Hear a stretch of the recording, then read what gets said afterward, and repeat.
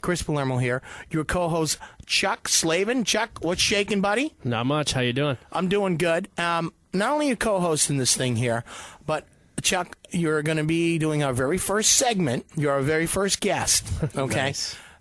You know, Massachusetts, not just down here in the studios, okay? We've got the studio going. Last couple of years, really, even up in Boston, all kind of productions have come to town, all right? Correct.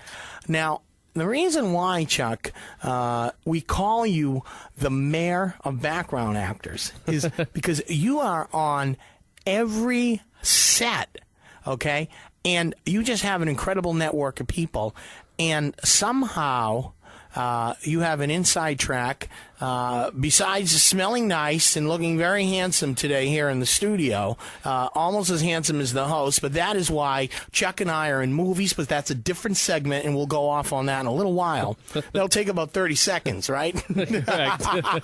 How does somebody, Chuck, become a background actor? We're not going to say extra. Okay, does that bother you when people call you an extra? You know, it makes no difference to me because I just look at it like you just have to get on set. I mean, it's just one of those things. If you get out there and you get on set, it doesn't matter what they call you. I mean, I heard you've been called a lot of things. I've been called a lot of things, but it's actually funny because a friend of mine had told me a while ago. He said it doesn't matter what they call you as long as they call you. Oh, that's I really good. took that to heart. So if whatever they want to call me, that's fine with me. But if they know that I'm out there, then they're gonna pick up the phone and say, okay, we need him. You know.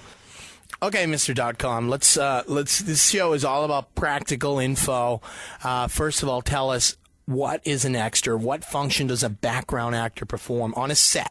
Well, that's actually a great question because, you know, an extra background actor, a background actress, they're basically the living body of the location of the set of where someone is at. So if the principals in the show are going to a restaurant, then you need all those people in the restaurant, or a diner. If they're in a diner, then you need the cooks. You need the people eating near them. You can't just have no one in the restaurant because that wouldn't be reality. There's always someone with you, always someone around you, and sometimes, and I've seen it in some of my own stuff and other people's things, you need those people. That, you know, they become part of the scene and they become intricate. So I've always heard people say, well, you know, they're just extras or they're just working, you know, whatever, who cares? But it's not true because, you know, in most scenes it's critical to have those people, and sometimes you get great reactions from the people that are in the restaurant or that are in the same place that the actors are in, and it makes the scene even that much more, you know, enjoyable. And you know what, too, like you said, to get on set is good. But once you get on set, too, all bets are off because you could get bumped up. Oh, easily. I've seen people show up and they just go, you know, they're just there to work, and all of a sudden they're picked out, you know, they're picked out of the crowd, and somebody says, I love your look, you know, and then next thing you know, the director's moving them up. And a lot of people don't understand too, like, it's not just, you don't just show up on set. I mean, there are times where the director handpicks certain looks or certain scenes where there's, you know, 3 or 4 people in the scene and they want a special look. And so the director behind the scenes, when you're not there, has actually cast you and brought you in because they liked your look. And so if they like your look, then next thing you know, you're on the set and they say, you know what, this is the guy I wanted to say this. Because a lot of times too, they don't cast those roles out in LA or New York, those one-liners like, hey, how you doing? Or here's your coat. Can you do that one again?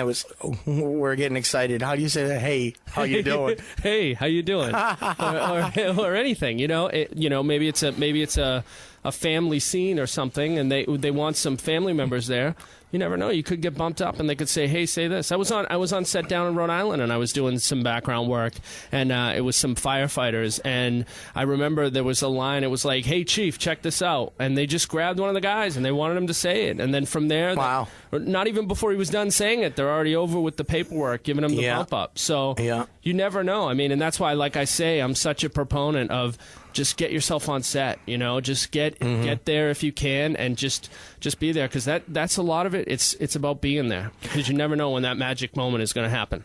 And you mentioned the word principal, because keep in mind, somebody might be listening now that, like I said, with the advent of the studios down here now, and the tax incentives, anybody can really get into this business as a background actor. You mentioned the word principal, and we're not talking about somebody who's manning the local elementary school. A principal is? A principal is the main actor or actress in the scene.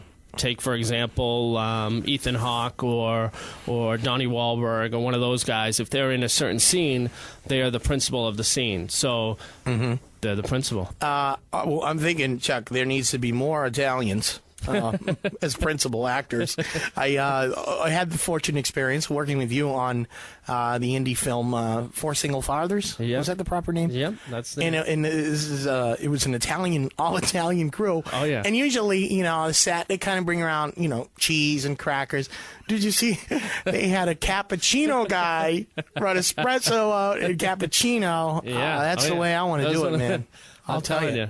Anytime I get on set, I must gain at least 10 to 15 pounds. It's like being on a cruise. Oh yeah. You just hurry up and wait and go have another steak and cheese omelet. Oh yeah, all inclusive. Chuck, now we're talking about background actors, and you so eloquently described what a background actor does.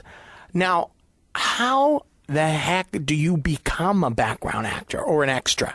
Well, I think that, it's one of those, it's almost like the road to being, even a principal. I think that you need to put yourself out there, and part of it is by getting yourself, going to the open calls when you see that there's an open call, or whether it's getting on certain websites that there are around. You want to make sure that you sign up, you get your picture out there, you get something that looks like you too, because a lot of people, it's just so funny sometimes you see these pictures of people and it's them and their prom date. So it's like, well, who do you want? Do you want the prom date or do you want the person that's in the picture? Funny. So it's about making sure that you represent yourself well, and that you get yourself out there with pictures and whatever else you can, so that people know who you are and that they pick you and that they want you to show up.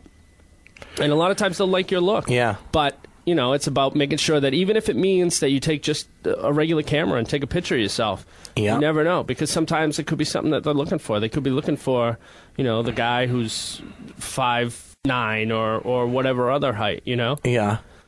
Or they could be looking for a guy that just looks like trouble, like me and you. And they get that, mister. A lot of times they like trouble. Okay, so let's name some names here.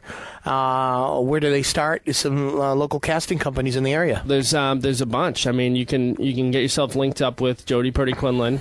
You can get yourself linked up at Boston Casting. You can search out CP Casting. There's a couple websites out there that also help with finding people and connecting people, like Otspot.com down in Rhode Island. They have a great film collaborative in Rhode Island. It's called the RAFC. There's also Beaniewood, which is now switching over to newfilmnation.com. So there's a lot of stuff out there. There's a couple other ones, Our Film Space, Plymouth Rocks, Hollywood East TV.